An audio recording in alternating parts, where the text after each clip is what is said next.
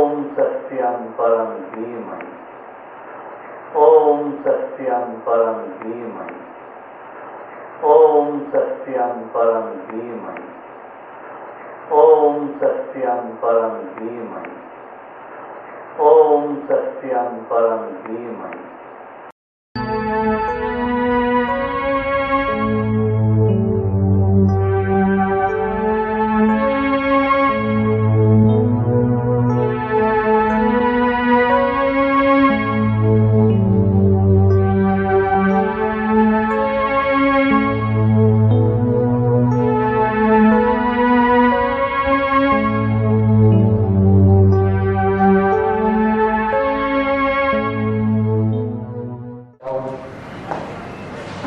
एक एक ग्लास में पेन का दुख का अनुभव हो, अंदर से अटेंशन वहीं जाए, रिलैक्स। फिर से एकदम पूरी ताकत से, और ज्यादा टेंशन रिलैक्स। आखिरी बार पूरी ताकत से stretch out and out, relax.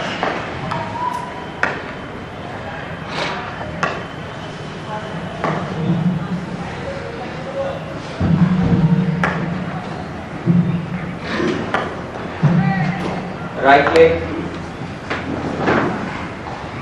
अंगूठा पेट की तरफ, उंगली भाग की तरफ खींचिए, खींचिए पूरी ताकत से, दीजिए टेंशन और ज्यादा, रिलैक्स।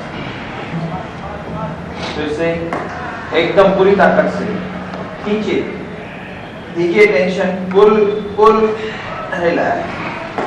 आखिरी बार टेंशन, रिलैक्स। दूसरी बार फुल टेंशन, टाइट। आखिरी बार खींचिए अपना बायां पैर, मेरा नहीं,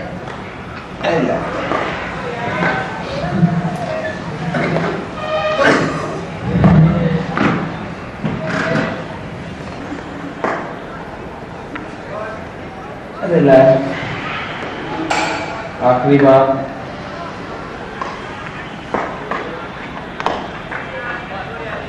रिलैक्स।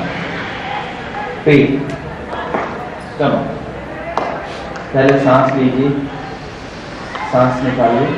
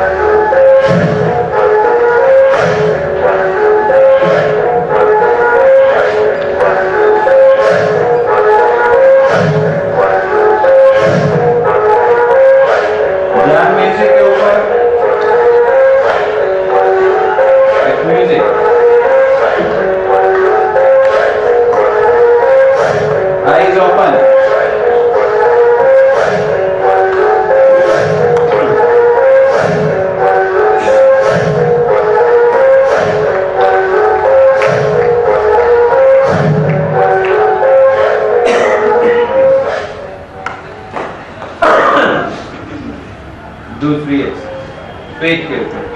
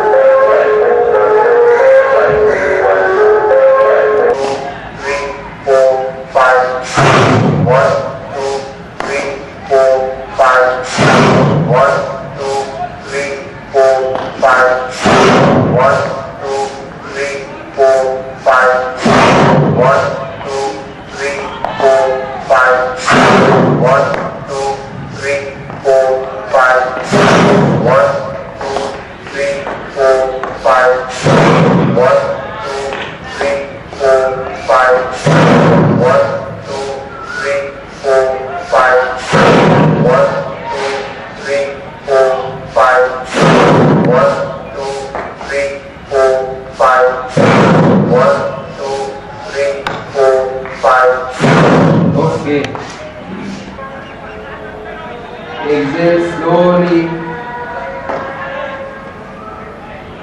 empty hole. फिर से 1, 2, 3, 5, 6.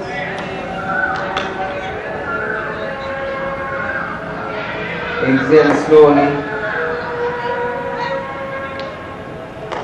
empty hole. एक बार फिर से hold,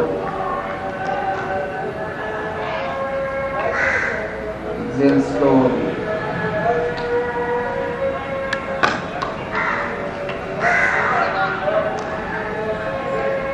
okay. 6. Take a deep breath,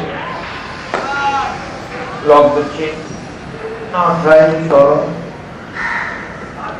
एक, दूसरा हो, तीसरा, चौथा, function, look up and release. फिर से गहरी सांस, मुंह बंद, नाक बंद, chin lock.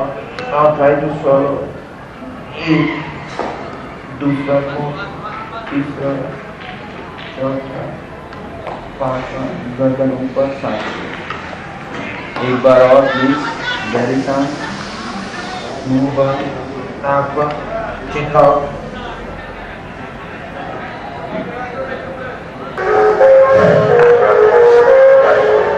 गलत है, ध्यान से जाना.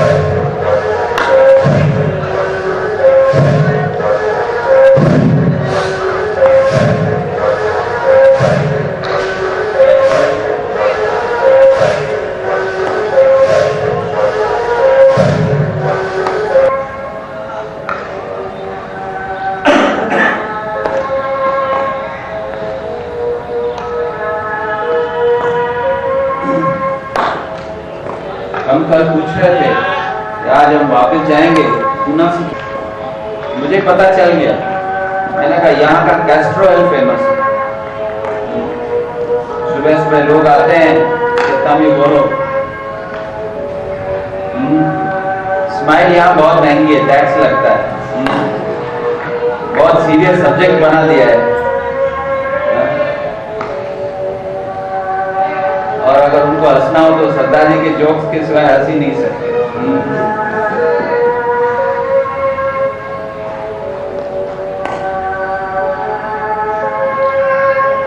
सुबह सुबह कैस्ट्रल ऑयल पी के आते हैं क्या?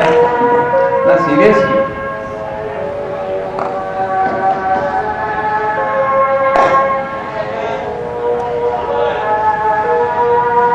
बांग्ला लाफ्टर, हाँ बांग्ला लाफ्टर भाई बोल रहे हैं।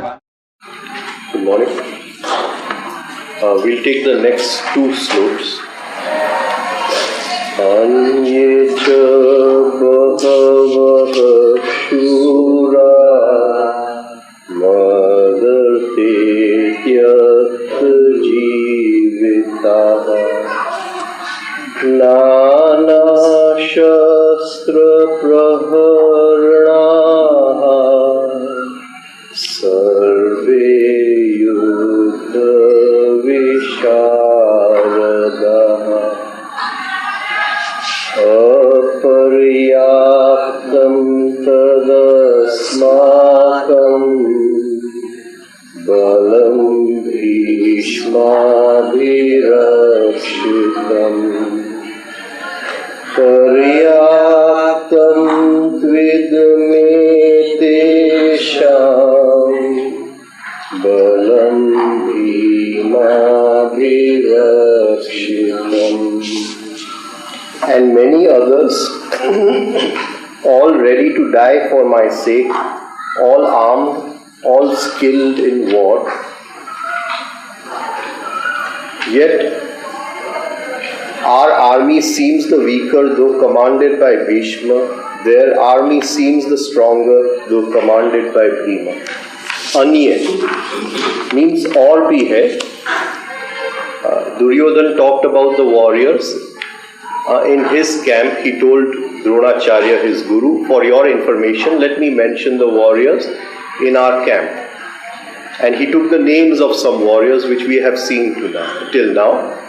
And then he says, Anye, there are more still, many more. He could not, that I cannot take the names of all of them. Anye cha bahavah shura, many more, not just more, but many more. Bahavah, many more. Shura means those with courage, those who are very brave, who are very brave. There are many more warriors who are very brave.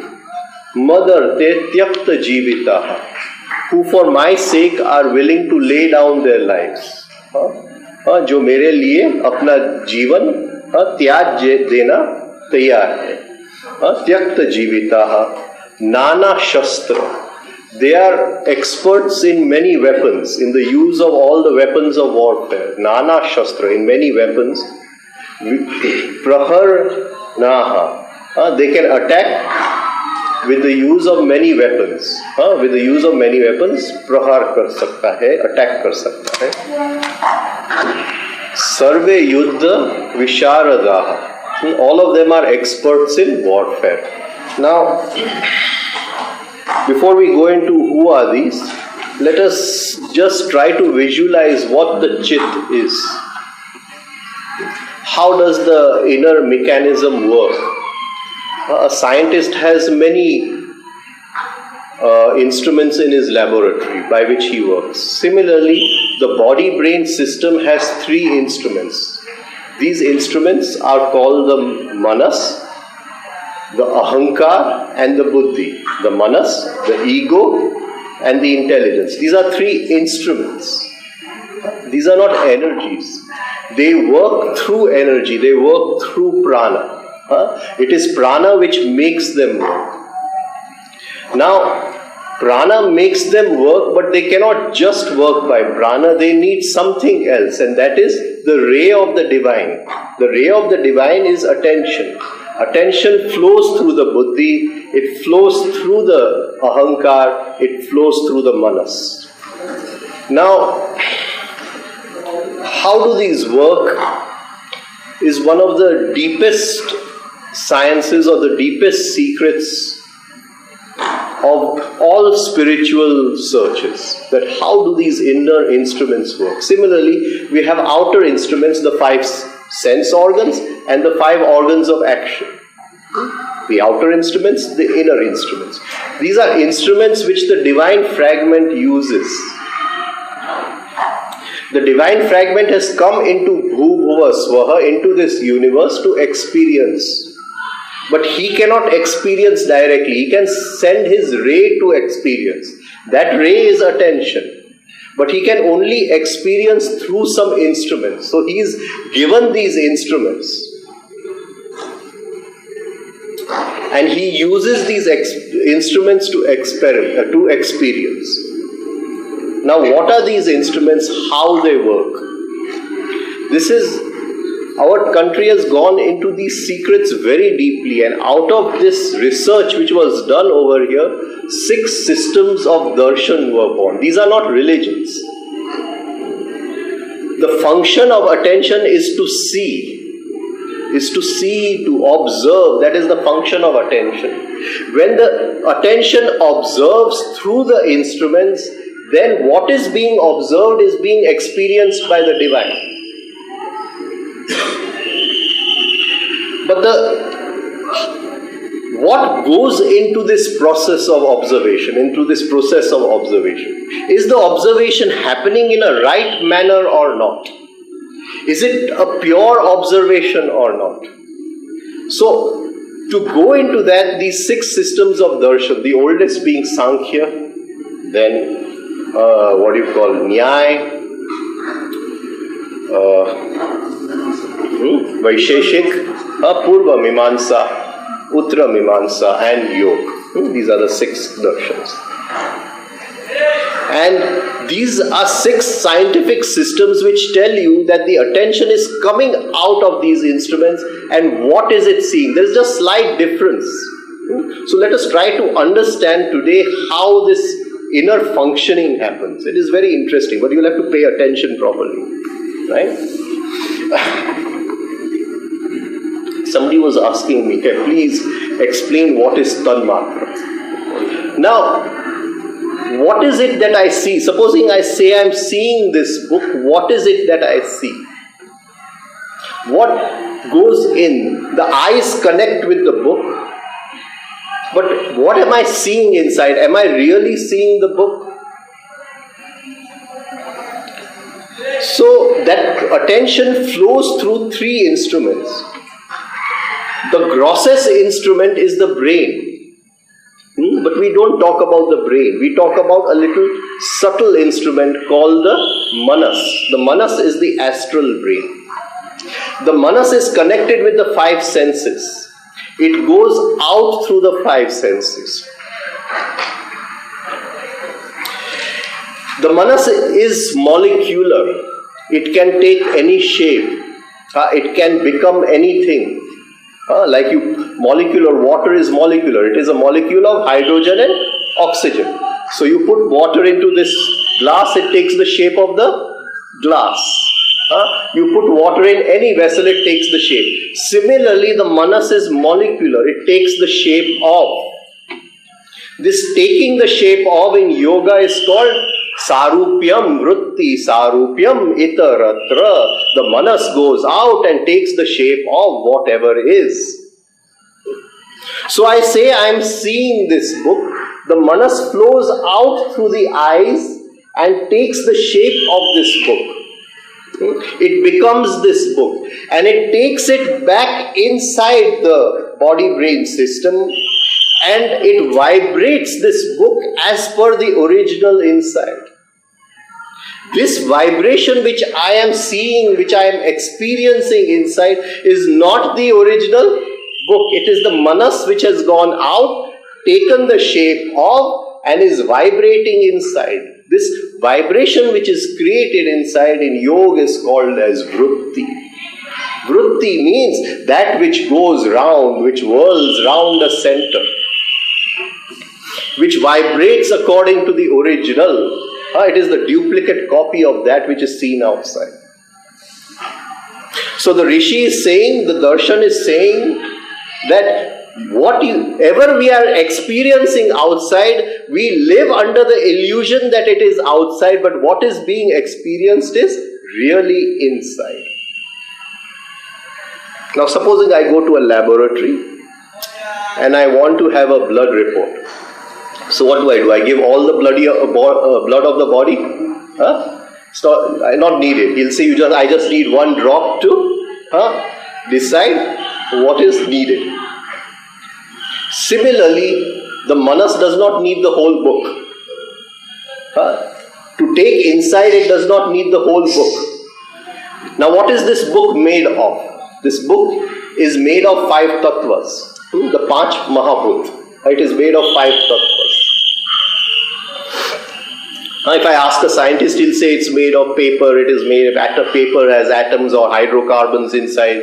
Those hydrocarbons are organic. It is a what you call structure of carbon and hydrogen and oxygen and etc. etc. Right? That is how the scientist. But the Rishi is not interested in that. The Rishi is interested in what comes in, and that is psychological, which is coming in. So he will say that this book is made of atoms and molecules. Atoms and molecules. Actually, I'm not using the Shastra word because in the Shastras, molecule is called as Anu and atom is called as Parmanu. So I'm not using those words. I'll use the scientific terms, English terms, right? Atoms and molecules. Now, in the psychological sense, what does molecule mean and what does atom mean? I hope you're interested in all this. Otherwise, I can go ahead. Because this is the basis of all Indian philosophical systems. This very basis. And to this depth, no other philosophical system in the world has gone to this depth, which is in these 6 darshans. So the manas brings in. So what does it bring in? It will say, I need only 1 drop of blood.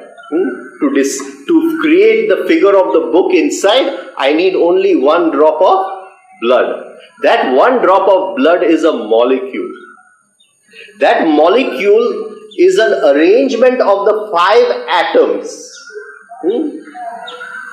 This book has Akash, it has Vayu, it has Tej, it has water, Jal, it has Prithvi, earth, water, fire, air and ether. This book contains all the 5 elements. So he says, I need the smallest particle of this book, the smallest drop of this book, which contains all the 5 together. You get what I'm trying to say?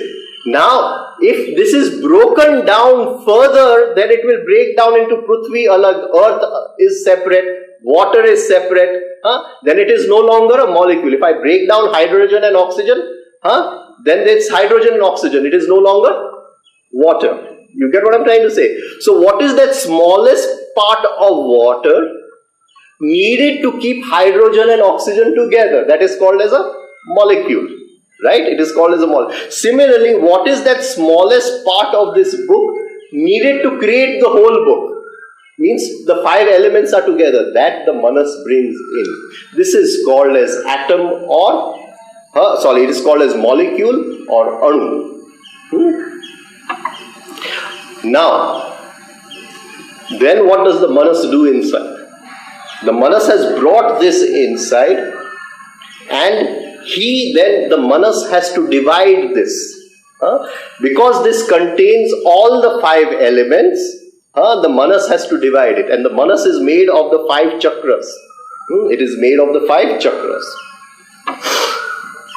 So the manas divides this into earth, into water, into fire, into air, into ether. Into the 5 elements, the manas divides this inside.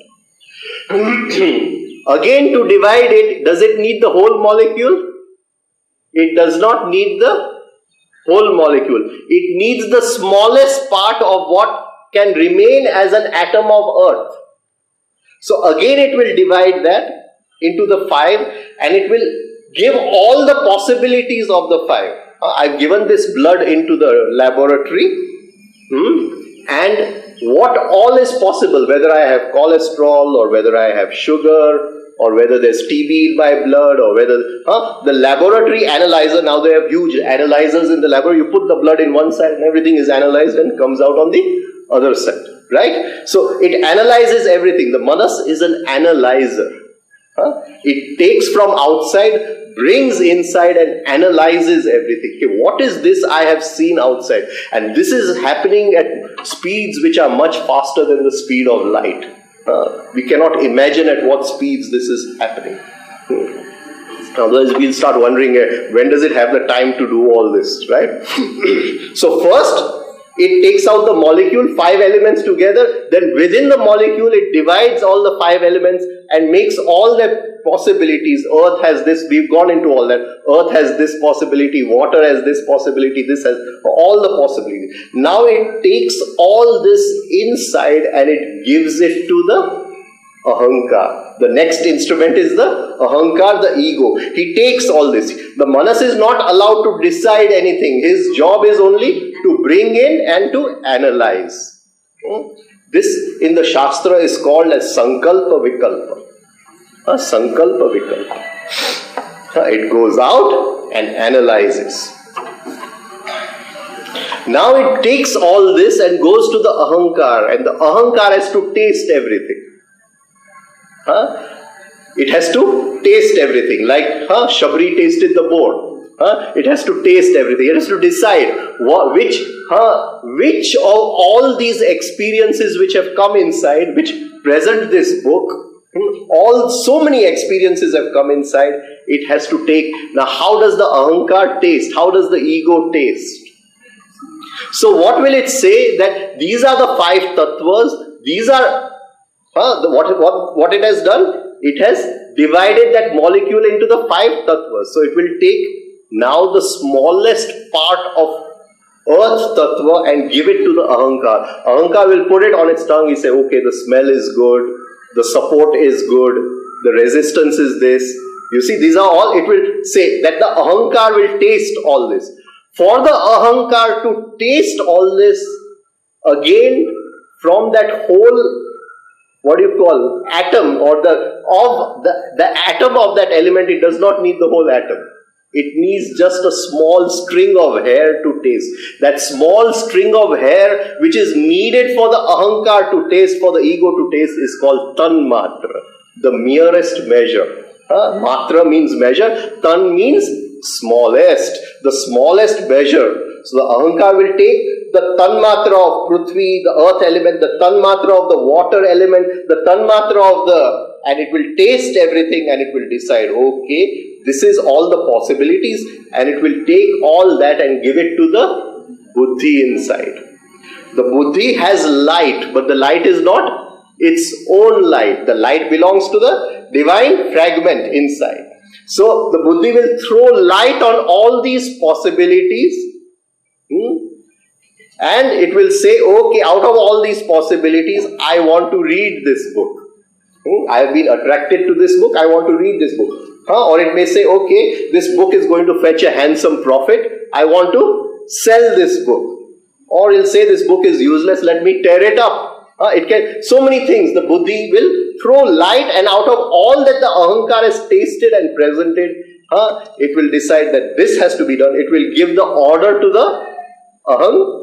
Okay, this has been decided. The ahankar is the ego is the executor of the order. He will execute the order and give it to the manas. The manas will take the order and give it. First he took it, the manas took it in through the 5 organs of sense organs. Now he will give it to the 5 organs of action. The 5 organs of action. And this is how we live our lives. This is the process which goes on inside. Every moment this is going on inside. But then something else happens over here. Something else happens over here. What happens? Till this, am I clear? Any questions on this? Any doubts? Because I know this is very difficult to this thing, but I mean, if we can understand what darshan means, what goes into the process of seeing, how we can break it up into its small parts. Now, something else is there, and that is memory. Smruti, memory. Right? Now, I have tasted water. So the first time the manas went out, took the water in, divided it into everything, gave it to Ahankar. Ahankar took it to Buddhi. Buddhi said, okay, my thirst was quenched. Or I like this water, I like the Coca-Cola, etc. Went out, said, drink it, and I drank the water, right? Okay. Now, what happens? The memory of that water remains inside. Something else is created, the memory of that water. This memory, this sanskar, this pattern that I have had water and I already know the taste of water is called chitta. Is called chitta. Now, chitta is used in many ways in yoga. It is used for memory, it is used for attention also. But this chitta is memory, as smruti.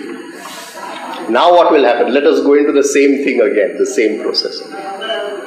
Manas will go out, it will see the glass of water, it will take it in, present it to the ahankar, divide everything, present it to the ahankar, the ego will say, okay, but before he can present it to the buddhi inside for his light to fall on the matter, the chitta will come, oh, I have drank water before, I know what it is, no need to give the light of the buddhi, you go out and drink this water. Bypass the buddhi. That means that on this action, no light has fallen. The action has been done in the dark. It is a reaction, not an action. You get? So this, when we study yoga, the first sutra of the Yoga Sutra is Yogaschitta Vritti Nirodha. What is he talking about? That not to stop the vritti, he is saying to stop that reaction which the chit is forming, the vritti which is coming out of the chit. Uska nirodh hona chahiye, to stop that, not to stop thought. Chitta vritti nirodha.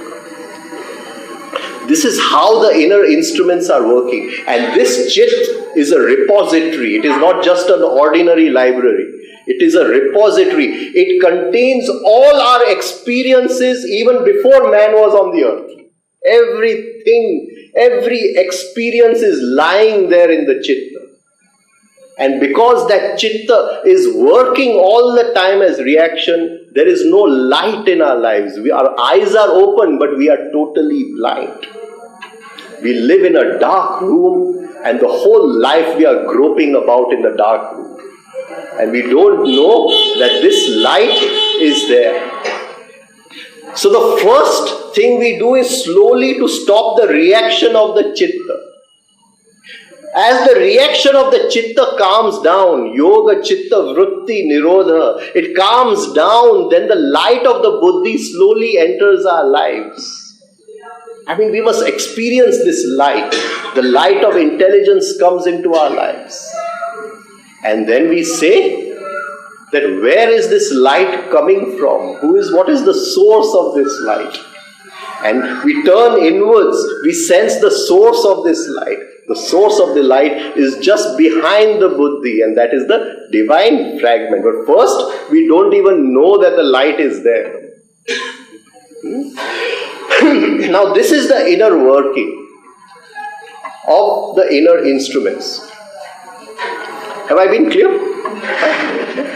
What happens when they're just seeing or just listening? Just see. The process is same? The process is the same, but now the chitta is kept in nirodh, in abeyance. Right? So then it goes to the buddhi. The buddhi throws light. And now the action is done from understanding. With means to understand, to know. Without knowing the action is done. Avidya, without knowing. It is just a reaction in the dark. Avidya means darkness also. So, if the action is done, but the action is done through the light, that is right action which the moment wants. Supposing we say the moment came when Bhishma had to break the pratigya. He had to break the pratigya. If he had gone into the light of buddhi, he would have known what the divine fragment wants. He would have known that the divine fragment wants me to break this pratigya, let me break it and let life move ahead. That was his desire. But he could not decide what was his desire, because before that came, from the chitta it came, you have an image. How can you allow that image to be broken? If you break the pratigya, your image will break. You see, you as Bhishma will break. So many people know that you have taken what will other people think about it? I cannot break my pratigya. The action was done out of reaction. It was not an action, it was reaction. All our actions are reaction. Is it clear?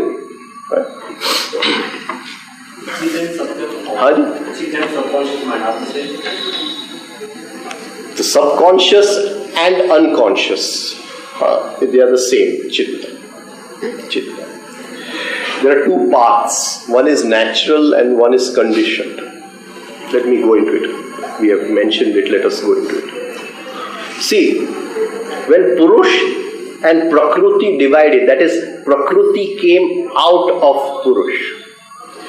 This Prakriti divided into different energies. These were pure energies.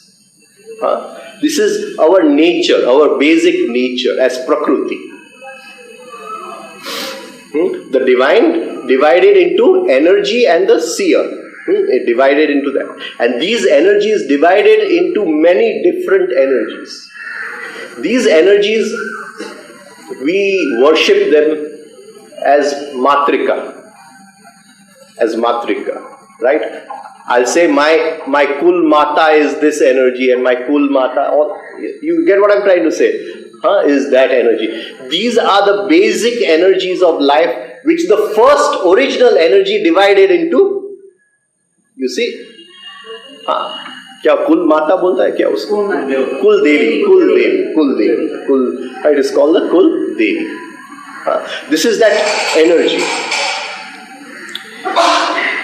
Now, according to different systems, that division happened in different quantities. They are called as Matrika. So, the science of sound will say that she divided that first. Shiva and Shakti divided into 54. That is all the letters of the alphabet. All the letters of the alphabet, right? The original sounds. In certain yoga, they say she divided into 35. In Tantra, they say she divided into 64. So if we go to Khajuraho or to Orissa, in Orissa and Hirapur, there is a beautiful temple called the Temple of the Chosat Yogini. 64 yoginis. That is that one energy which just on manifesting divided into so many parts. And how she divided, of course, is a very different thing, because she divides according to a certain rhythm, a certain way. But for that, we'll have to go into it some other day. We can go into it. How she divided. Is this clear? Now these are raw energies. These are vibrant energies. It is like not one tsunami. Each energy is like 1,000 tsunamis together. They are not ordinary energies. And the first energy was the energy of creation. I want to create. So its grossest form is the sex energy. Or in our Shastra, that first energy is given a name in yoga as Kundalini. The first one, right? Then it divides. Now, through his evolution, man realized that these energies are dangerous. I have to control these energies. And for thousands of years since man's advent on the planet, his only thing is how to control these energies, how to channelize these energies, either through education, either through some form of upbringing.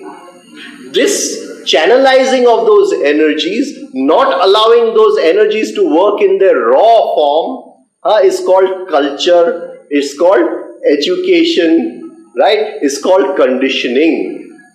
Man has tried to condition those energies through thousands of years. And in different times, man has conditioned those energies in different ways. Say, after Aristotle, they have been conditioned in a different way, through thinking. Before that, they were conditioned in a different way, through sensitivity. So, let us say that today, if I want to know, is it going to rain today, what will I do? I'll read the weather report. But before Aristotle, was there any weather report? There was no weather report.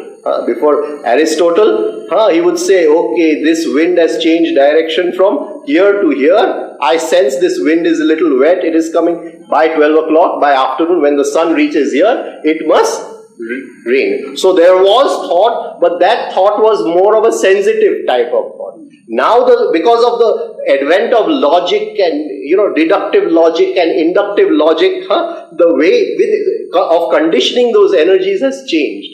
So, through every culture has their own way of conditioning these energies. But these energies, whether 35, whether 54, or whether 64, right? They are our unconscious mind. They are the unconscious mind. Now, over that, through thousands of years, those energies have been conditioned by different patterns. I repeat one pattern, so this energy is forced to work in a certain way. I'll say there is sex energy, but sex energy is very raw. Let me condition it by marriage. You get what I'm trying to say? So, in my thinking, in my action, that raw sex energy is not working. It is conditioned by the thought of marriage. This conditioning is above the layer of the unconscious. The unconscious mind, the subconscious mind. We are conditioned people. And this conditioning has been done to know, because if these energies were to work directly, what will happen? There will be no society. Anybody will kill anyone. Anybody will rape anyone. Anybody will steal anything. These are raw energies. I mean, it's very frightening. And Arjuna is going to go into that, into his own unconscious, and see these energies. And when he sees all these energies working out of that divine form, he suddenly says, please close it. I don't want to see it. It is not that he's seeing Krishna or some divine form outside. He goes into his own unconscious. Osho gives one excellent example. He says that one guy is sitting in his car in the parking lot, and there is this, huge supermarket, departmental store. And one beautiful woman, she comes out of that departmental store, and she is wearing goggles and hair and good clothes and everything. And looking at her far from the car, a thought of sex, the sex energy starts rising in this man who is sitting in the car. And as she comes closer, he suddenly recognizes who this girl is. So, this is my sister. She is my sister. So the sex calms down. You see, so that sex energy which rose was the original energy of life, Prakriti. But she is my sister, we condition it. You get what I'm trying to say? This is how we condition those energies. So, the unconscious is always there. Now, the whole knack in this, so it will come later, but I'll explain it now. Because you have asked this question, we have come so far, we might as well go through it. Now, whenever I am excited, whenever, by anything, it could be a scene on a TV, it could be a shirt in a store, it could be a book in a store, or I may be repulsed. Excitement and repulse I'm taking at the same thing. I may see something very, this thing on the road, some accident has happened and repulse. It is the same thing. The first moment, what happens? That raw energy is trying to come out of the unconscious. You get what? I see a beautiful girl, or I see something on the TV, the raw energy is trying to come out. It is moving out of the unconscious. And then the subconscious, I am a married man. How can I have thoughts like this? You see? But to all of us, that has happened before. Are you understanding how things go on inside? Right? So, with all our years of conditioning, whatever thousands of years of conditioning, we have never been able to condition those energies properly. They are always there. They are always there. And when they become absolutely uncontrollable, we'll say, this guy has gone over the rocker. He's gone over mad. Might as well put him in It's nothing else. It is just the unconscious has come out. The unconscious has come out. And this unconscious is always looking for a chance to express itself. Now, you see, Arjun is going to be frightened later on. Abhi tak to Vishad nahi aaya. He's going to be frightened. He's going to tell Krishna that you're telling me to get rid of this layer of conditioning in between on the battlefield to kill all these warriors which he's seeing on the battlefield are conditioning. You see, Duryodhana is a form of conditioning. Dhritarashtra is a form of conditioning. These 100 Kauravas are patterns, they are conditioning. And here Krishna is telling you kill all of them. And he's saying, if I kill all of them, for thousands of years, man has worked to make this conditioning. If I kill that conditioning, these energies will go berserk. They'll go mad. And he calls these energies as Stri, because they are female, Prakruti. He says, then the Stri will start producing any kind of children or doing any kind of thing. He says later on in the same chapter. We may not be able to do that slope. You understand what I'm trying to say? So, it is always symbolic in the Gita. It does not mean the real cool Stri or something, she's going to produce any kind of children because the men have died in war. It doesn't mean that. It means that if I get rid of these conditionings are married to these energies. You see? These conditionings are married to these energies. There is a kind of marriage. The Purush is the subconscious. The female Stri is the unconscious. And because of the Purush, the Stri is kept in control. And if you kill the Purush. But he does not realize at that time that these energies, they will submit to consciousness. When consciousness falls on these energies. See, when Prakruti was separated from Purush, when Shakti was separated from Shiva, her first thought that, why am I separate? I want to go back. Why am I separate? I want to go back. We've divulged, but diverged from others. You see, and she feels incomplete inside. She's searching for her Purush. That is why it is these energies which make us search. Maybe she says that Purush will come. If I get a new car, that Purush will come. Or if I get a new wife, that Purush will come. Or if I get a new set of clothes, that, she's searching for that completeness which she lost. And she's not going to find it anywhere. These energies are searching for their husband. The real husband is Purush, but we have given them a false husband of conditioning. And now am I coming across? A little bit. Because to understand this first chapter, we have to understand this. Only then we'll be able to understand the other half, after the 25th sloka or 26th sloka. Now, they have been conditioned by this thing, by this, but they are victims of excitement. Why are they victims of excitement? Because they want that Purnata which they have lost. So they think, I'll get it over here, I'll get it over here.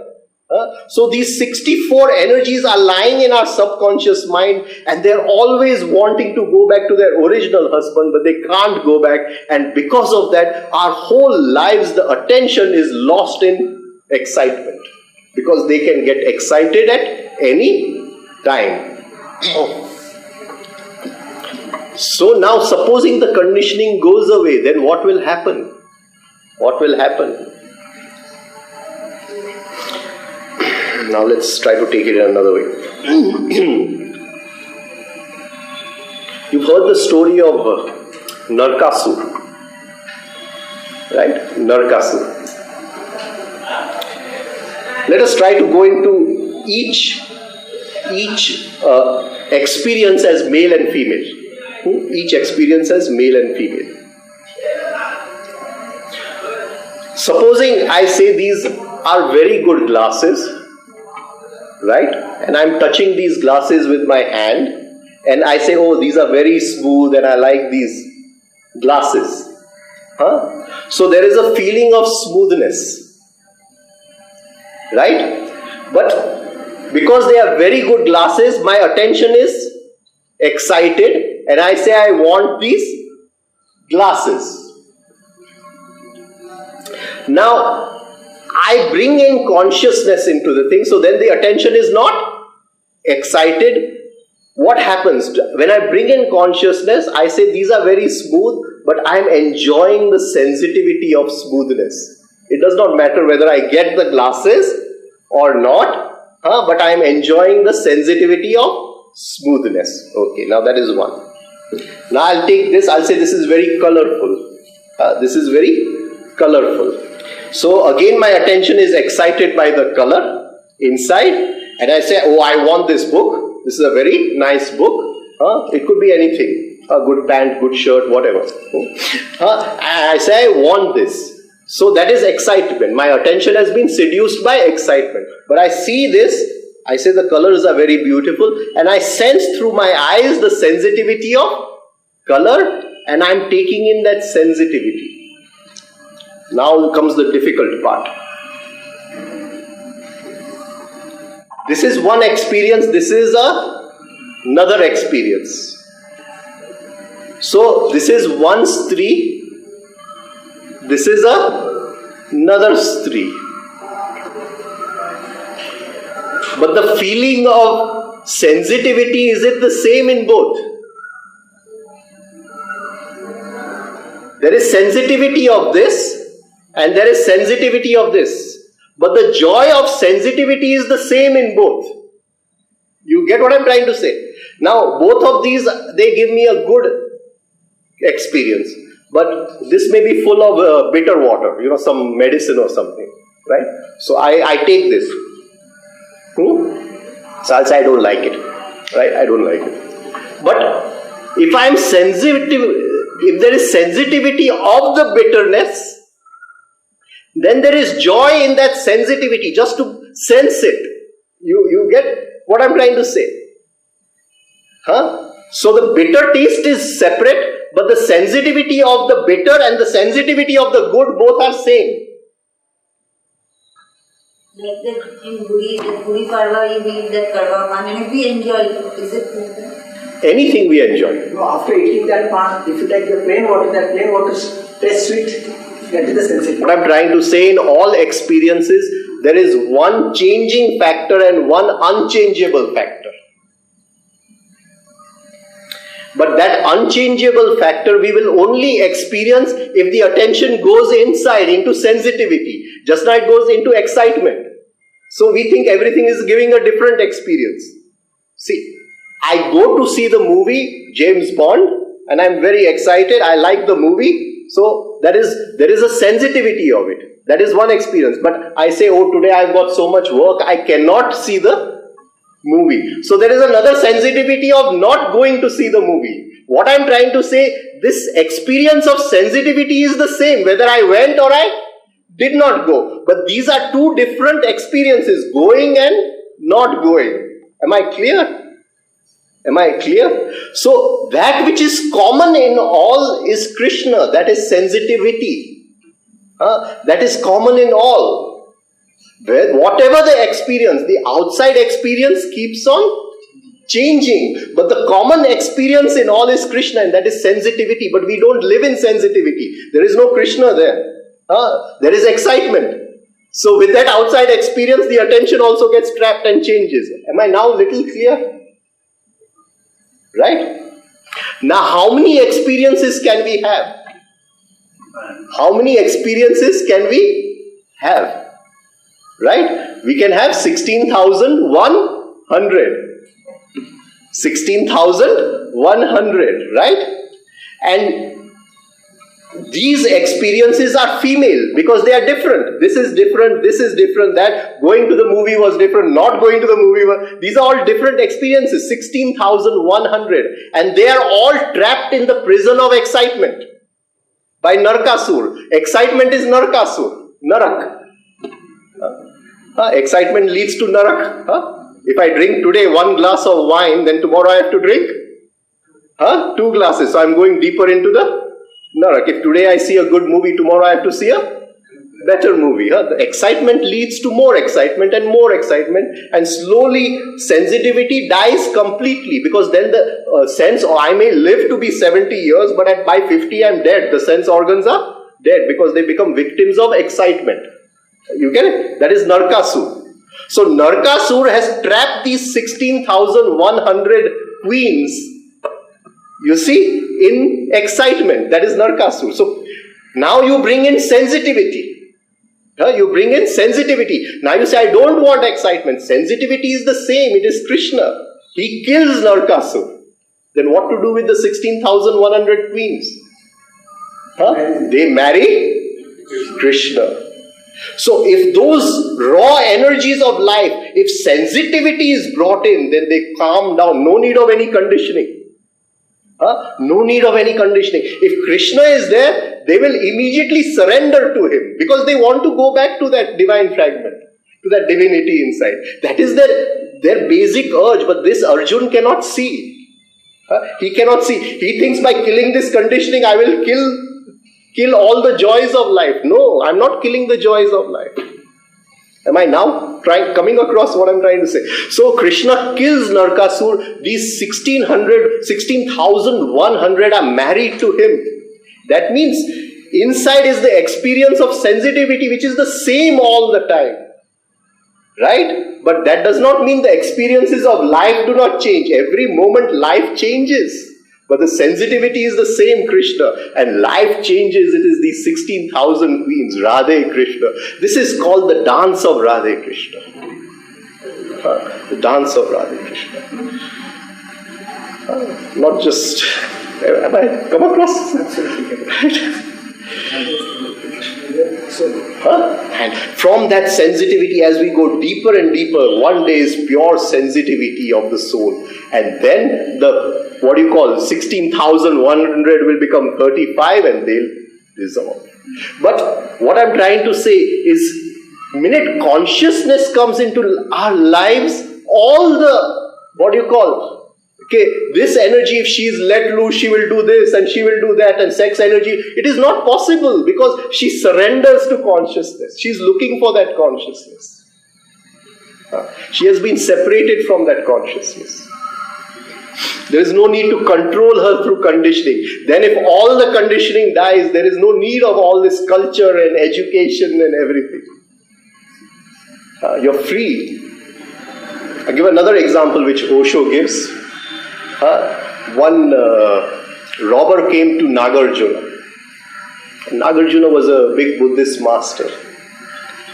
And he says, will you accept me as a disciple? So he says, of course I'll accept you as a disciple. The condition is you must not, I will not stop robbing. That is my condition. I will not stop robbing. So he says, what is the point? What difference does it make? You go and rob whatever you want to rob. You just become my disciple. He says, you're a very different master. All the other masters I went to, they said, a condition, you must stop robbing. How come you're not making any condition? He said, don't worry, I'll make one condition. You rob, but you rob consciously. You rob consciously. Just bring consciousness. At the time of robbing, just separate and look at the action consciously. So after 3 weeks he comes running and he says, you are my worst enemy. I've never seen anyone like you. He says, I was in the middle of the king's treasury. I was going to become the richest man in the world. At that time I remembered, bring consciousness. So just when I was going to steal everything, I brought in consciousness. The minute I brought in consciousness, I could not steal. I could not steal. Now I've tasted that consciousness. Now I cannot go back to that. Now you teach me how that consciousness can become permanent. No need to conditioning. Robbery is bad and this is good. But we bring in morality and conditioning. And Krishna is telling him, you have to kill all these conditionings who are there in front of you. We've not come to that. So he's going to tell him about that. Right? And he's frightened that if I kill all these, what will happen? These raw energies of life, they will create havoc. They'll create havoc. Try to sense these energies in our action every day. Even if you meet your mother may be 80 years old, 90 years old, my mother may be say 73 years old or whatever. But when I see her, deep down somewhere I feel I am man, she is female. You get what I'm trying to say? Whatever, it is that raw, unconscious. Then comes mother and son. That is the conditioning. Try to sense both these separate in life. In every action, try to sense it. That will bring in this sensitivity. And as sensitivity starts flowing through into our lives, everything will change in life. Everything. Life will not change. The experiences will be the same. We don't have to run away from that. Experiences will be the same. But we will change. The dance of Radhe Krishna will start. We'll stop here. Thank you very much. If my exercise is done.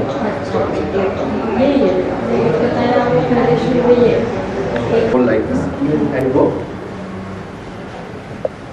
2, 3, 4, 5. And then opposite direction. 3,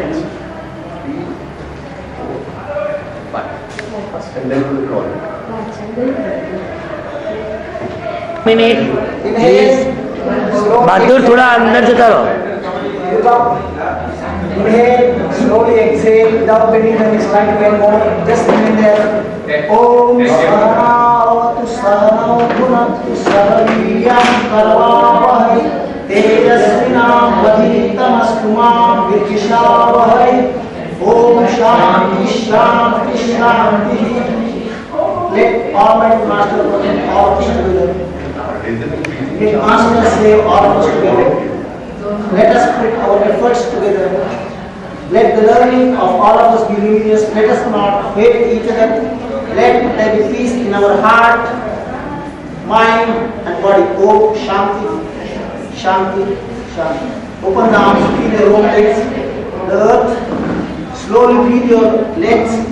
At the mean the earth element over. Feel the thighs, the water. Feel the stomach, the fire. Feel the chest, the air. Take the arms and down the head. The ether, back to Namaste. Take the left leg back, lift it. Right. See your feet. On your big toes, you are touching your head.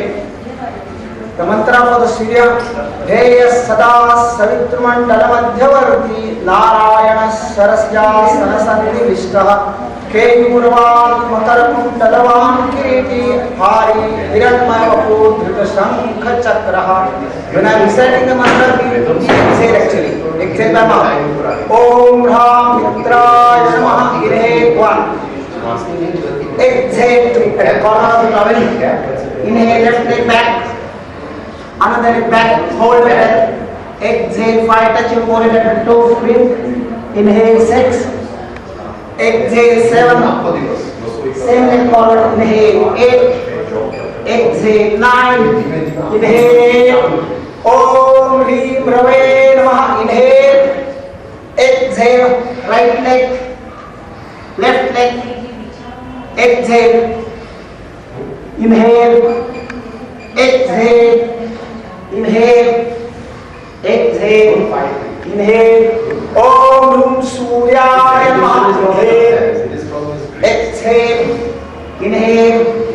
Hold. Exhale. Inhale. Exhale. Inhale. Exhale. Inhale. Om Hrim Bharave Namaha. Tadasana. Uchchita Paschimottanasana. Hanumanasana. Chaturanga Dandasana. Surya Namaskara. Bhujangasana. Adho Svanasana. Hanumanasana.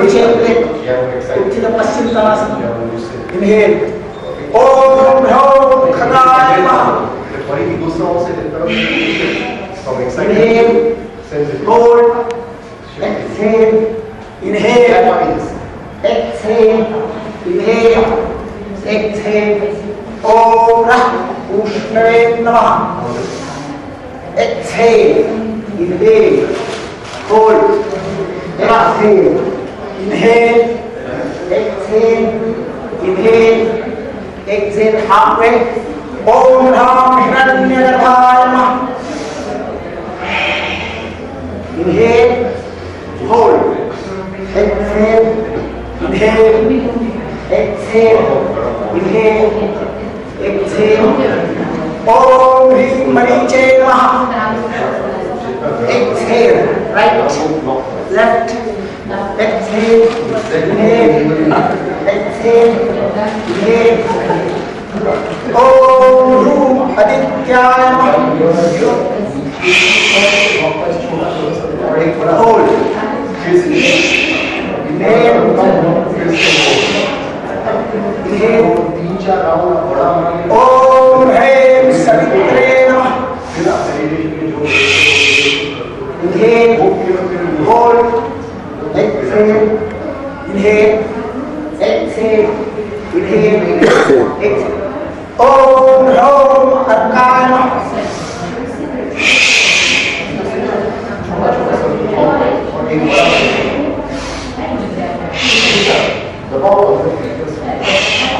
Om Bhaskaraya.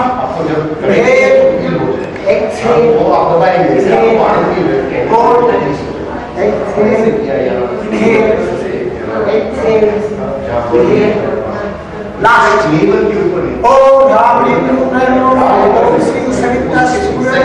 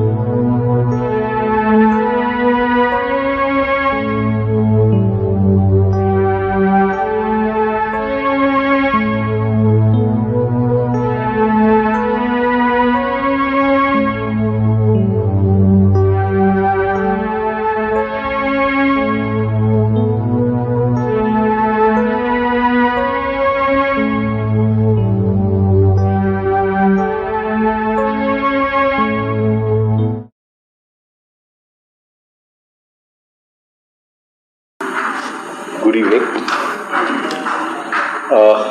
Do we want to continue where we left off in the morning, or would you like to ask some questions?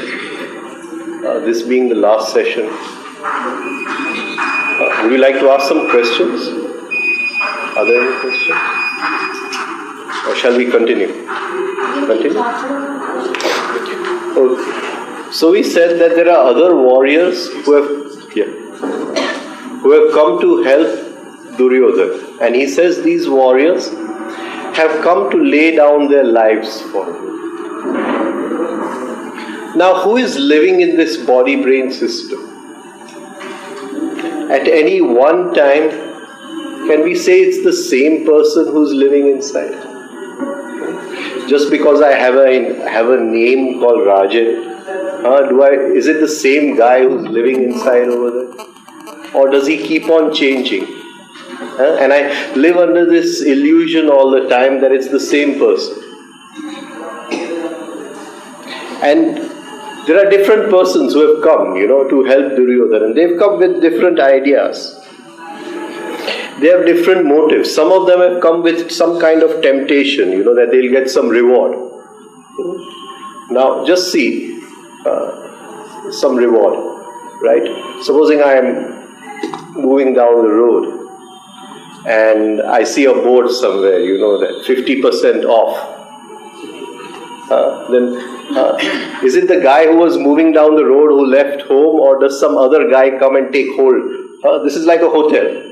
It's like a hotel. So some other guy comes and says, "Oh, there's 50% you're off. Let's go." And or if I'm getting something for free somewhere, I'm getting something for free, then somebody else immediately comes into the body-brain system, right? Now these are the guys who come to help Duryodhana on the battlefield. These are the people, the warriors who have come. So we are not one person inside, we are a multitude inside, a crowd inside. And this Kaurav army which is standing there they've not come with one aim, Even though they are 11 Akshoni Sena, means a huge Sena, and the Pandavas have only 7 Akshoni Sena. But the Pandavas, they have been formed through training, the habits have been formed through training. So they all have one aim, that divinity, to realize that divinity inside, to realize their own inner divinity. But all of these have different aims. Some of them have come, maybe we'll get a piece of land from Duryodhana, or some reward out of this thing. Some have come through praise and flattery. Shailya, he's come through praise and flattery. He was coming to help Yudhishthir. He was the mama of Sahadev and Nakul, but on the way Duryodhana flattered him a lot, and so he became a victim of flattery. Right? And a person who becomes a victim of flattery, he's a person who has a very special kind of ego. A very special kind of ego. And what do we call it? We call it as mad, an intoxicated ego. A person who gets intoxicated. Right? And they're very prone to criticism. Very prone to criticism. A person who enjoys flattery is very prone to criticism. Right? He won't like criticism. He likes flattery. But he'll be very good at criticizing others. He'll be an expert at criticizing others. So if you want to know what are your own faults, or if I want to know what are my own faults, I go to a person who's very, who's very prone to flattery. Then he'll tell me all my faults very well. So these are the people who have come there. Some have come with a sense of duty. Some have come with a sense of duty. Duty is a nasha. Duty is a nasha. Right? And we don't realize what we are doing. In the name of duty, we can do anything. We can murder people. There was this Kargil war going on, and there was this interview of this major or someone on the TV. And the same day, they had just conquered Tiger Point or something, Tiger Hill or Tiger Point or something, I don't remember. And this girl, she was taking his interview of this major. What did you feel when you first reached on top of the hill, that you scaled this hill? And they must have killed so many enemies, and so many of their own soldiers must have been killed, to get that piece of land, the top of the hill. And he comes on top of the hill and he says that, at that time there was a Pepsi ad going on. If you remember on TV, give me more. Give me more. Right? There was a Pepsi ad. So he says, the first thing, I came on top of the hill and I said, give me more. I mean, he's talking about fighting, killing other people. And he's saying, give me more. So duty is you can get intoxicated by duty. In the name of duty, everything works. Some have come with pride and vanity. Now, pride makes a picture, vanity defends the picture. Pride makes the picture, vanity defends the picture. I'll make the picture first that, I never get angry. And then just on the side, he's talking nonsense. And then I'll have to, then my pride, the image is broken, so the pride is broken, so I'll have to go and then I'll have to defend that picture. Okay, I get angry once in a while, but that's only 5% of the time. 95% of the time I never get angry. Right? So, pride makes the picture. Vanity, we talked about pride and vanity in detail. How pride and vanity came into being. So, I have pride, I can do this, I can do that, I am this, I have studied this, I have learned this, all this is my pride. Now pride is good to a certain extent. If it helps me to get over inertia, it's good. I may have some inertia to get up in the morning and do my practices, etc. But a little more than that, then if pride starts making pictures and if I have to defend those pictures, we are always defending ourselves, always defending the image we have created of ourselves. And whatever the image, it could be the image of a meditator, it could be the image of a pure person, it could be the image of a disciple, image of a guru, all images are false. And we have to be free of images, right? So, many people have come out of pride to help. He says, Anye cha bahavaha shura madarte tyakta jivitaha nana shastra praharnaha sarve yuddha visharadaha. They are all experts in warfare. So these are the people on the battleground of the chitta who are helping Duryodhana. Some people will come out of fear. I always have a fear of what other people will say. We always live in this fear, what will other people say? Right? That means we are always seeking other people's appreciation. And the attention which has to go in towards the divine is not somebody else's, it has to be my attention. It can't be somebody else's. So when I am seeking somebody else's attention, then I am devoid of my attention. It's all attached in so many places. So some people have come that somebody will say, wow, you're doing very well, you fought very well or something for that, to be appreciated. I gave you that example that I was lying dormant for so many years, that I had read about this,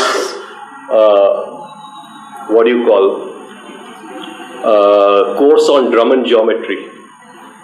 And that 15 years ago I read about the course. At that time it was costing 2 lakhs, and that day I was surfing on the internet and suddenly I see somebody selling the course for 5,000 rupees. So immediately the eye which wants everything for free came up. Oh, you're getting it for 5,000 rupees, greed, and it takes possession of this. And that time all the other eyes, the eyes who are understanding and the eyes who have intelligence and all, they are on one side. So immediately I, sent him a message that what do I do? So he said, send me 5,000 rupees. So I sent him 5,000 rupees. Okay, that was the I who wanted something for free, 2 lakh rupees thing in fact. But then now the 5,000 rupees was sent. Now the other I comes. He goes on a holiday and then somebody else comes and takes possession. And this guy who's come and who's taken possession now is suspicious. Is he going to send or is he not going to send? And then there are people around, the wife will say that, are you a fool? How can you send 5,000 rupees to this thing? So that suspicious eye, then, he's taken possession and he's affecting everything, the blood system and everything. So, then we start doing crazy things. We phone up the Angadia service, has it come? Has this come? And so this is how eyes take possession of our body-brain system. We are not one person. We are the whole Kaurav Sena inside. All 7 Akshonis of it. And one by one they come and they use this place as a hotel. There is not one indivisible eye. There is not one eye which is the same all the time. Whether it is suspicion, whether it is happiness, the same observing eye is not there all the time. And these are the guys who have come to help you. Duryodhana. So he says, Anyecha bahavaha shura madarte tyakta jivitaha nana shastra. They are experts in various weapons. Experts in various weapons. Now Shastra and Prahar. Prahar means to attack. Shastra means also weapons, but Shastra also could mean defense. So that weapons of defense weapons of attack. Again, Shastra could mean hand-to-hand combat, where I fight with a sword, right? And Prahar could mean I fight with a bow and arrow or something of that sort. Dhanush baan se hai, ye talwar se ho sakta hai. So, now we saw that they attack at 4 places. They attack at 4 places. They will either seduce the attention from outside, that they will give some temptation. So if I see 50% discount, I am tempted. Or they will attack from inside to outside. That is, I don't see the 50% discount, but I have a desire to buy something cheap, so I am looking for 50% discount. बाहर से करेगा तो लोभ, भीतर से करेगा तो कामना. आप समझते? कामना भीतर से बाहर, लोभ बाहर से भीतर, right? Okay. So they will either attack from outside or from inside. There will be some traitor inside, and he'll attack, take the energy out, the attention outside. Third, they will attack on the energy which joins all the bodies inside, all the instruments inside. We saw that the divine fragment is connected to Buddhi, Buddhi is connected to Ahankar, Ahankar is connected to Manas, Manas is connected to the 5 sense organs, the 5 sense organs, 5 organs of action are also connected to the Manas. Everything is connected in this body-brain system, and these connections are done by prana. It is prana which is doing all the activities of connections and all the things of supporting the body-brain system. So they will attack the prana, so that what do you call? It upsets the working of the body-brain system. Some things the brains are cut off. The ego can't communicate with the buddhi, and the buddhi can't communicate with the divine, or maybe the manas cannot communicate with the ego. We saw how all this works in the morning. It's like, in the old days they would have warfare, and they would say, okay, now the main portion of the, army is over there, but they are getting their supplies from over here. The supply camp is this. So let us cut off this road. Let us block this road so that they don't get supplies. They are starved of supplies. So if they shoot 1 arrow or 1 bullet, they don't have the second arrow to shoot, right? So they attack the prana. They attack the prana inside, right? So that the supplies to all the organs inside are cut off. Now then the attention moves through the senses, but the attention either moves through the emotional energy or it moves through the intellectual energy. Emotional will say, I like and I dislike. Intellectual will say, I want and I don't want. Now let us see the movement of attention. Again, it will be like a pendulum. We saw the law of the pendulum on the first day. The law of the pendulum. I go to a shop, right? Or I go anywhere and something attracts me. I like something. I say, I like this shirt. Or I'll say, I like this car, or I like this, whatever. So, have I been aware that I have been attracted? Or have I been aware after the attraction? After the attraction. I say I like it, but before that somewhere I must have been attracted. You get? I say I like it, but before that the attraction has happened. Right? So now the pendulum has moved to one extreme. Attraction. Attraction is of the sex energy. The sex energy moves through attraction, repulsion. So if attention is moving with the sex energy, it is attracted, right? Now I am attracted, I don't realize I am attracted. Now the pendulum swings in the opposite direction, and when it comes to this point, I say I like it. I like it. So that is in the emotion center. First, I am attracted in the sex center. Then I say, I like in the emotional center. Now once it comes in the emotional center, then the pendulum again moves in the opposite direction and it comes to the intellectual center. Okay, you like it, how to get it? Can I afford it? Can I not afford it? How to get it? Do I take a loan to buy it? Do I borrow to buy it from some friend? Or do I steal it? Could be anything. So, this is how the energies move inside. Right? So we saw kamna, that is sex energy plus attention becomes kamna, from inside to outside. Right? Now the emotional energy plus attention going out. So he'll attack the emotional center. Right? I like. What does it mean to like? What does it mean to like? It means to be hypnotized by something. It means I am hypnotized by that shirt. I want that shirt. In whatever way. And we saw that the levels of hypnosis are Ichha, Kamna, Vasna, Trushna. 4 levels of hypnosis I can go through. I like it, but I drop it. I can't afford it, so I drop it in the shop and I go away. But I can't afford it. I go home, but it comes home with me. So Ichha mein se Kamna. It comes home with me, and then it starts decaying in my brain inside. In the field of my chit, it starts decaying. So Vasna. And then I can't live without it. So, Trushna.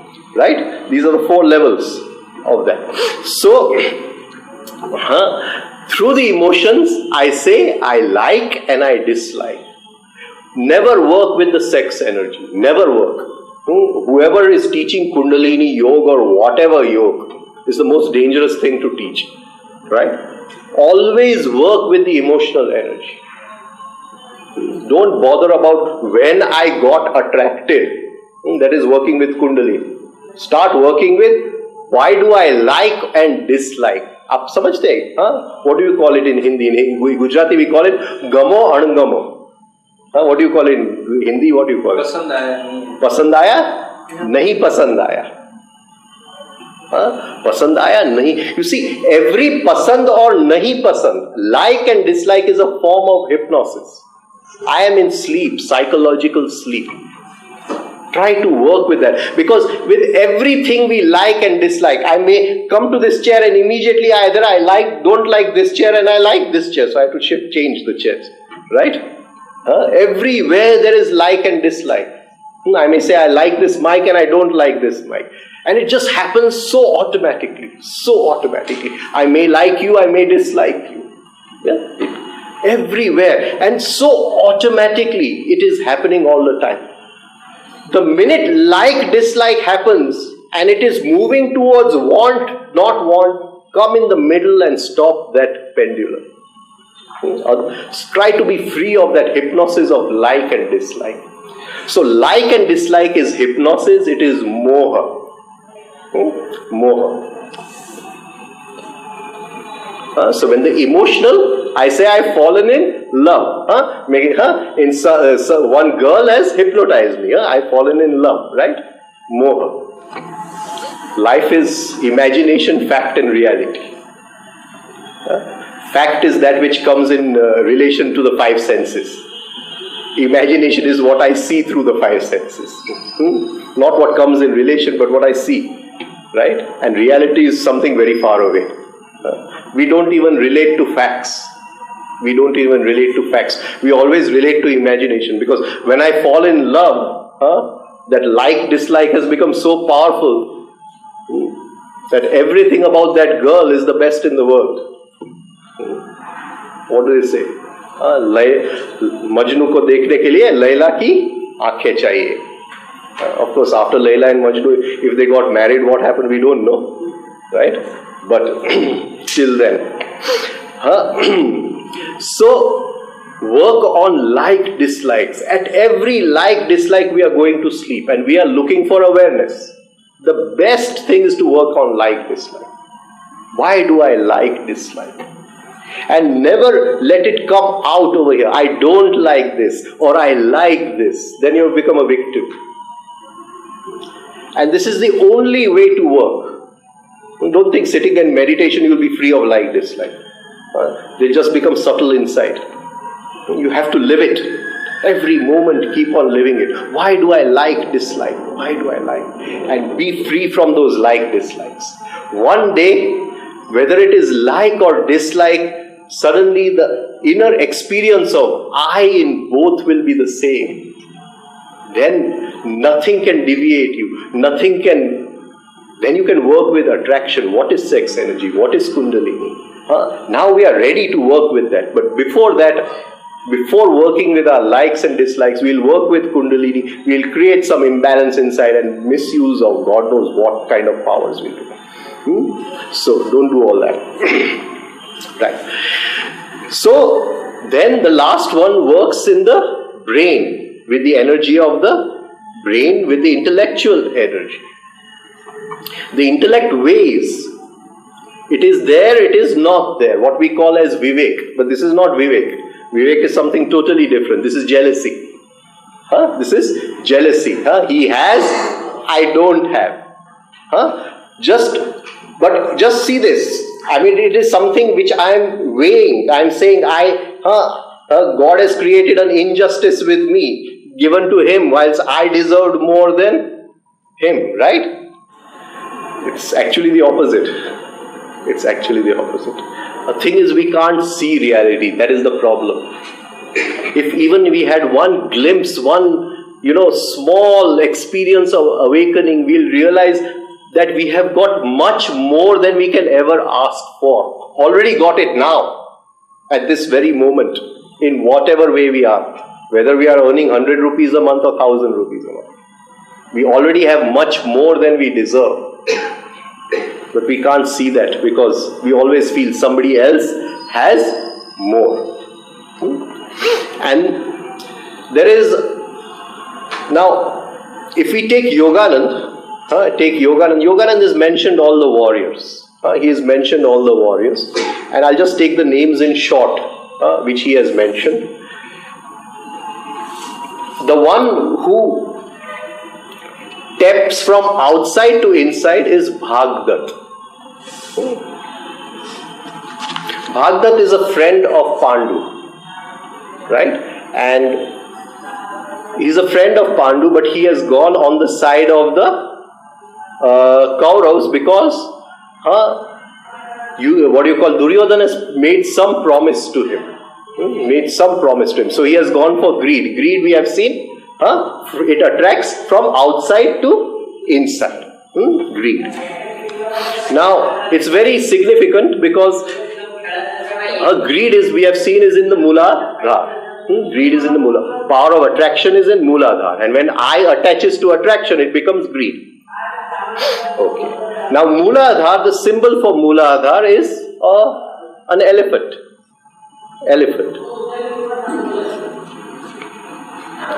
One day I was talking to my teacher, and I said, "Sir, all these sounds of all these chakras, and so why don't we awake the chakras?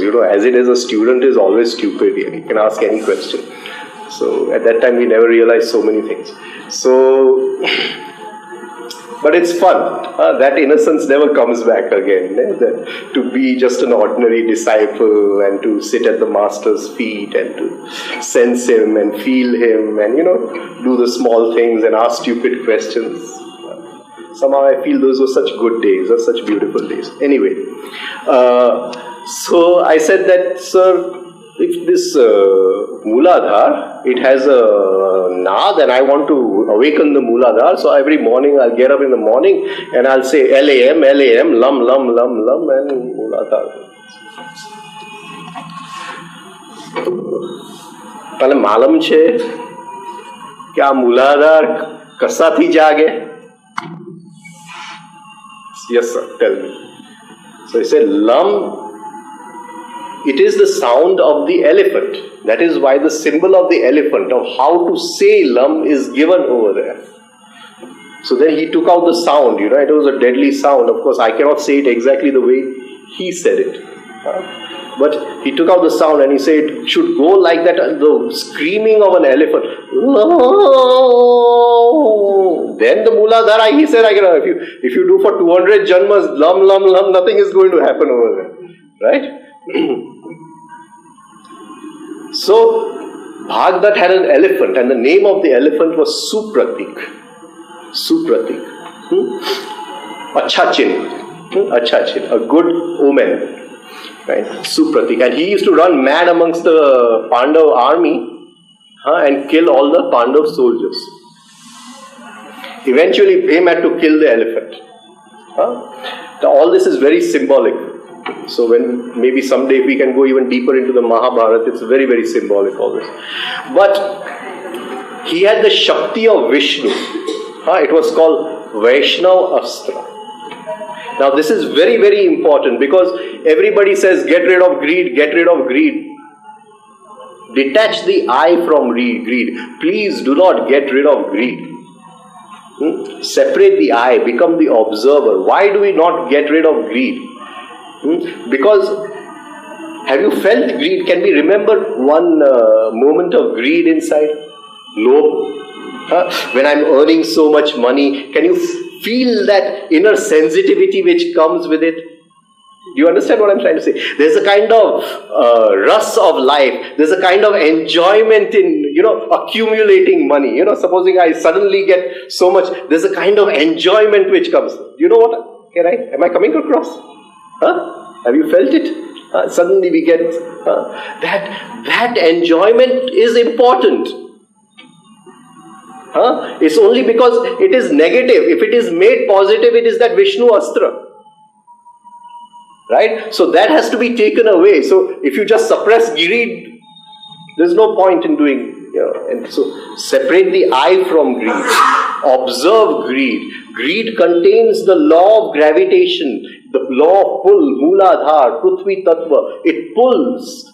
It contains that. And when that pull is sensed inside, the sensitivity of that pull takes us into the divine. That is why Sahadev is put at Mooladhar. The minute we sense that, it is a divine sensation, one who walks with the gods.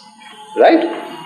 So the first one he has taken is Sahadev. The second one, of course, Duryodhan. We have already talked about Duryodhan, so I won't talk about Duryodhan. That is the one who attacks from inside to outside. Kamna. One who attacks from inside to outside. The third is the one who upsets the prana in the body, upsets all the prana. And what upsets the prana? Anger. Anger. Anger upsets the prana, and there he has taken Dushasana. Atha yoga anushasanam, atha dushasanam. Right? I got angry. Atha dushasanam. What am I saying? Patanjali says, Atha yoga anushasanam. Now I will leave all the other shasans and I live by the shasana of yoga. Atha yoga anushasanam. I live by the laws and the precepts and the guidance of yoga. I will change my life. Oh Guru, I am willing to change my life. Right? I tell Patanjali, I am willing to change my life. Sir, please take me into the secrets of yoga. Right? Atha yoga anushasanam. I am willing to follow the discipline of yoga. But what discipline do we follow? Do we follow the discipline of yoga? Somebody gets angry and I react. Discipline of yoga to hell. Atha dushasanam. Opposite shasana. Right? And I get irritated. Dushasanam. And in that I don't realize that the prana of the body is getting upset. And the prana is the link. It is the bridge. The bridge to the divine is only one. Prana. When I am born and that first scream, life comes on the prana of the sun and enters inside. And when the prana of the sun calls it back, life has to go. He has no choice. Life can't say, oh, if you want, you go. I want to wait a few more minutes. Can't say that. The prana of the sun. So for that attention, for that divinity to come also, he needs a carrier. He can't come on his own. He needs somebody to carry him. Some vehicle. And that vehicle is prana. And if the prana is in rhythm and balance, then all the connections in the body-brain system are in proper order. They are working in the proper order. That is why the gross form of prana is breath, and that is why we do rhythmic breathing all 24 hours. If the rhythm, then nothing, then Dushasana is gone. He cannot upset the rhythm of the body. Then nobody can upset the rhythm of the body. And if the rhythm is not upset, it's very easy to do meditation. If the rhythm of the prana is upset, we try to sit in meditation, the prana will go to the moon. I'll go running to the moon, right? So, first get it into rhythm. If you want to play a sitar, what do? You first tune the Strings. You can't say any string I'll take out from music. It's not possible.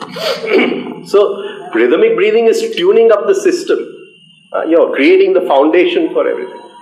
Then to play music is very easy. Once the strings are tuned, then we don't have to learn how to play music. The divine tells us how to play music. Okay, so that is, then we fall in love. We fall in love. Maybe with a girl, maybe with a shirt in a shop, with anything. But we get hypnotized, moha. And there he has taken Shakuni. Shakuni, of course, everybody knows. He threw the dice, right? He threw the dice. So Shakuni is the warrior of moha. Then he comes into Vishuddhi. Jealousy. Jealousy is, he has taken Kritvarma. Now he's taken Kritvarma for a special reason. Kritvarma was the only Yadav who was on the side of the Kauravas. All of Krishna's clan, the whole clan of the Yadavs, was with the Pandavas. Even though Krishna's army was with the Kauravas. So, he was the only Yadav. And it's a very beautiful thing that he was a Bhakt of Shri Krishna. Kritvarma. But he came opposite him because he had an old grudge against him. He had an old grudge. And that was relating to some girl. Her name was Satyabhama. Her name was Satyabhama. And that jealousy was there. And that is what took him there. To the other side. Jealousy. Jealousy is very potent. Very potent. We talked about, if the eye of suspicion comes inside, then I'm in jail. Jealousy is the biggest jail to be in. आप समझते हैं घर में what do we do? हम कहते हैं कि what we make curd, you know?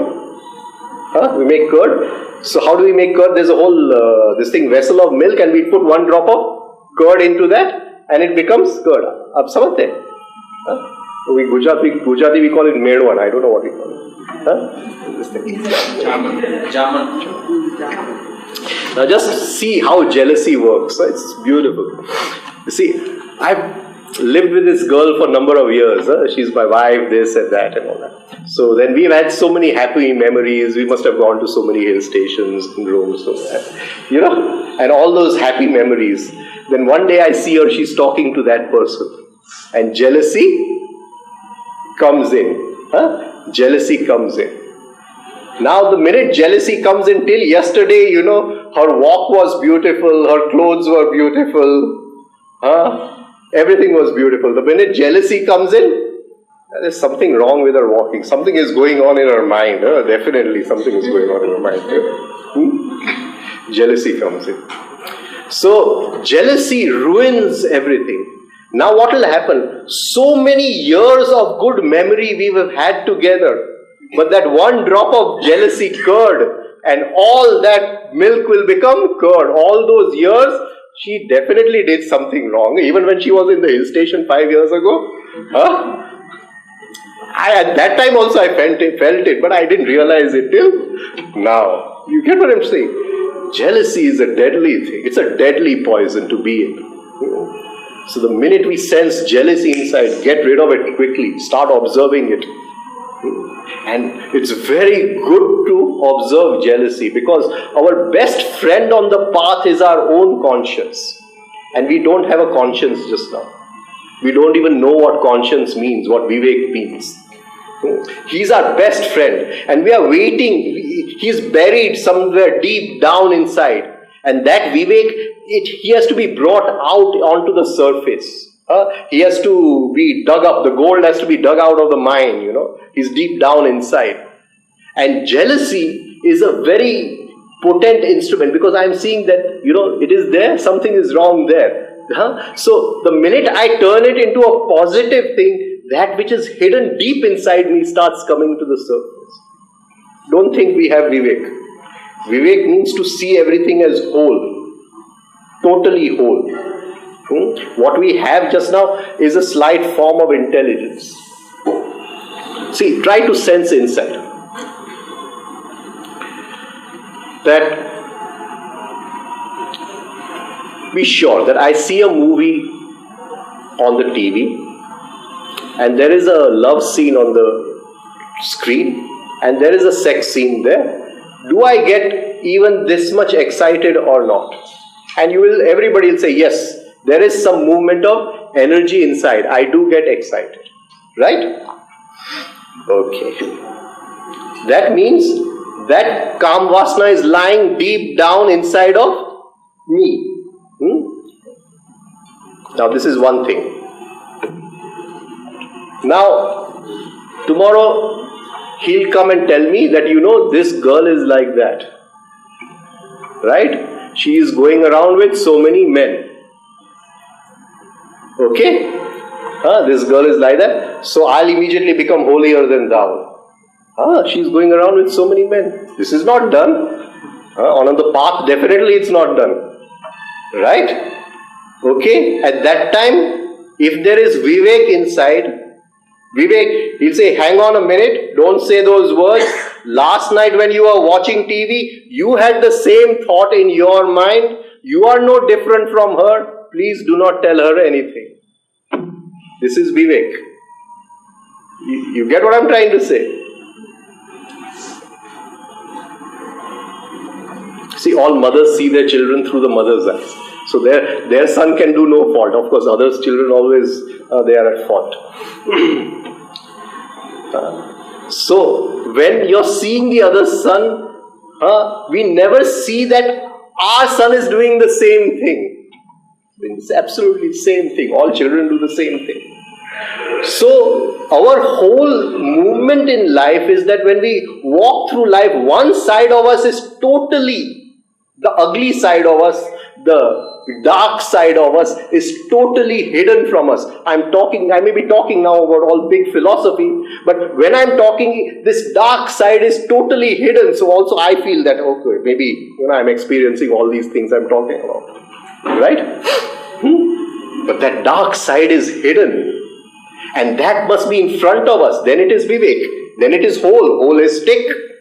Holistic means to see as a whole, not the other as a whole. This as a whole.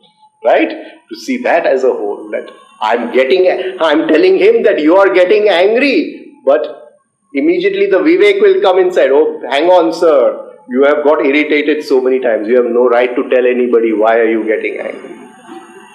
And I'll say he cheated me of 100 rupees. But so many times the thought came inside to cheat someone of something.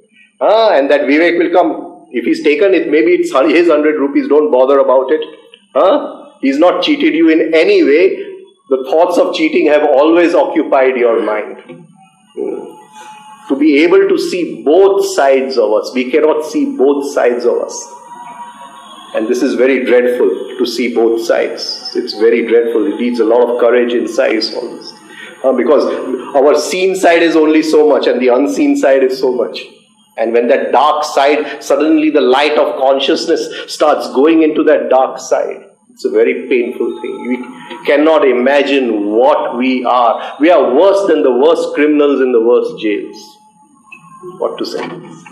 That's what we are. All these thoughts which we are thinking all the time. That's what we are. That is Vivek. But that Vivek has to be... See, our Vivek which we have is all conditioning. My religion says, eat this. Some other religion says, eat that. That is not Vivek. My religion says, my school said wear this kind of clothes. Other school said wear this kind of... That is not Vivek. That is not discrimination. Right? Vivek is common throughout the world. It does not know religion. It does not know race. It does not know education. It does not know anything. But we have a false Vivek inside, a false conditioning. And because of this false conditioning, my religion is separate, your religion is separate, my thinking is separate, your thinking is separate, and we are at war because I want to prove mine right and you want to prove your right. We're always at war with each other. If real Vivek was to come into everyone, all the wars would stop overnight. Because then there's nothing to fight for. All we are fighting for is our conditioning. So just now, It is that conditioning. But start with jealousy. In jealousy, there are two. You see two things. You weigh two things. And this is the beginning of discrimination, to see inside. Turn that jealousy into positivity. Be separate. And the last warrior which Yogananda has taken, my time is over. The last one he has taken is Shailya. I talked about Shailya. He is the one who can attack all the... He can attack the pran, he can attack by, temptation, he can attack by kamna, he can attack on all the centers at the same time, simultaneously. Why? He is a very powerful warrior. It is a kind of abhiman. And the person who has that kind of abhiman, he is very prone to flattery. Usko mota, bada bhai banao to apna sab kaam karega. Right?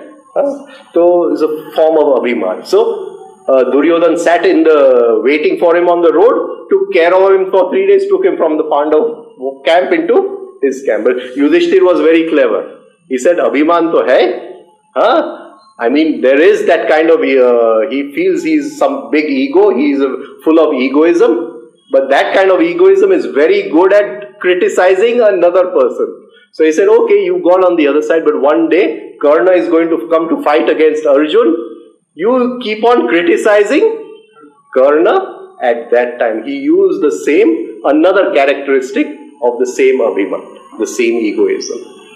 One, egoism is prone to flattery. Egoism is very intelligent, very good at criticizing the other person. So he says, Anyecha bahavaha shura madarte tyakta jivitaha nana shastra praharnaha sarve yuddha visharadaha. All these have come to fight for me on the battlefield. These are our warriors. We will continue with God's grace if we can meet again sometime. I have to thank you. 5 days you have very patiently listened to all my buck. And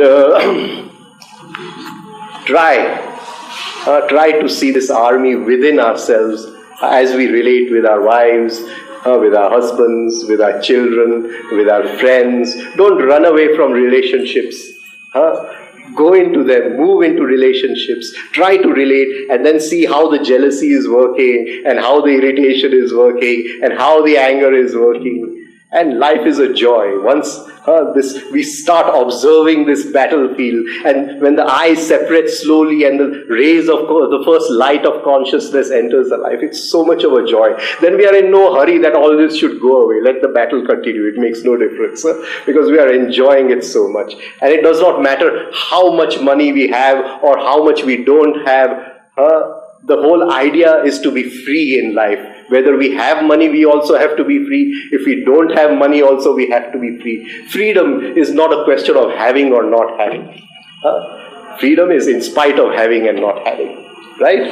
So try to live this, do the exercises, bring the prana and the breath into rhythm. With God's grace, if He is graceful, we will definitely meet again. Once again, thank you very much.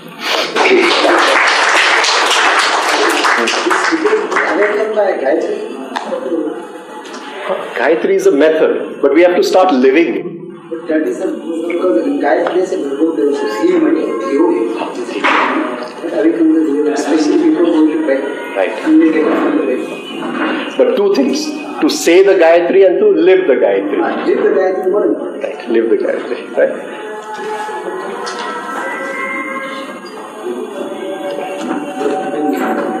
Vivekananda had got a darshana. He asked 4 things: Vivek, Vairagya, Bhakti and Jnana.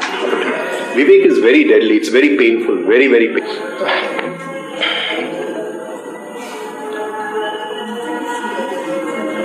So once again, to end, we thank you, Rajan Bhai and his team, who has enlightened us in Pune. And I thank you, all of you, who have come regularly and taken interest in this very serious topic. But it was a very important topic for everybody for their own life. It will definitely give some improvement in day-to-day working of the life, which is the explanation of Bhagavad-Gita. Once again, thank you very much. one small clarification I wanted to make. When the circular, it is written Kavadiyaji's successor. Kavadiyaji has no successor. I am a student of my Guru. And a student is always a student of the Guru. So, just don't, that is some misunderstanding. It was a mistake. We're sorry about that. These Pune people who are running the classes, they are only apprentice. As an apprentice, we can, whatever we know. Rajan bhai, you come here often as a